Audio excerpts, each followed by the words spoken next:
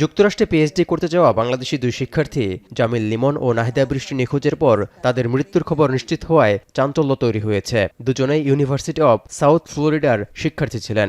এর মধ্যে ট্যাম্পা বের হাওয়ার্ড ফ্র্যাঙ্কলাইন ব্রিজ থেকে জামিল লিমনের ক্ষতবিক্ষত মৃতদেহ উদ্ধার হলেও বৃষ্টির মরদেহের হদিস এখনো মেলেনি। এদিকে জামিল লিমন ও নাহিদা বৃষ্টিকে হত্যার দায়ে জামিল লিমনের রুমমেট হিশাম সালেকে গ্রেপ্তারের ২৪ ঘণ্টা পেরিয়ে গেছে।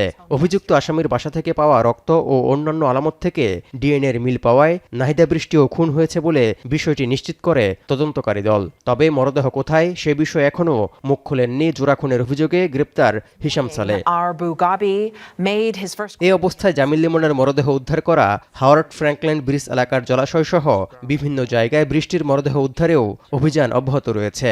নোভা এলইডি টিভি, ঝকঝকে ছবি, নিখুঁত শব্দ, ৫ বছরের ওয়ারেন্টি। নোভা মানে সঠিক মান, নিশ্চিত সেবা। আর পূর্ব পরিকল্পিত দুটি হত্যাকাণ্ড, বেআইনিভাবে মৃতদেহ সরানো, প্রমাণ নষ্ট করা সহ বেশ কয়েকটি অভিযোগে হিশাম সালেকে জামিন না দেওয়ার নির্দেশ দিয়েছেন ট্যাম্পা বের একটি আদালত। পরবর্তী শুনানি ২৮ এপ্রিল।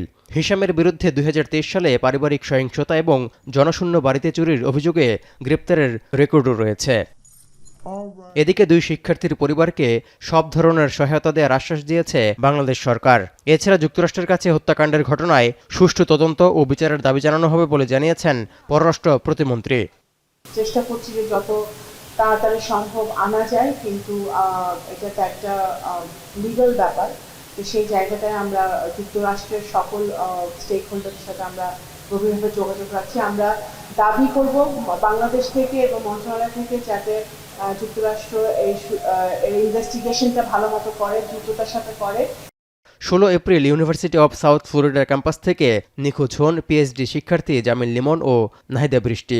জামিল লিমনের মৃতদেহ খুঁজে পাওয়ার পর নাহিদা বৃষ্টিও খুন হয়েছেন বলে সামাজিক যোগাযোগ মাধ্যমে নিশ্চিত করেন তার ভাই জাহিদ হাসান। এর আগে বাংলাদেশে থাকা বৃষ্টির পরিবারকে ফোন করে তার মৃত্যুর খবর জানায় তদন্তকারী দল। তৌহিদুর রহমান, এখন বিশ্ব।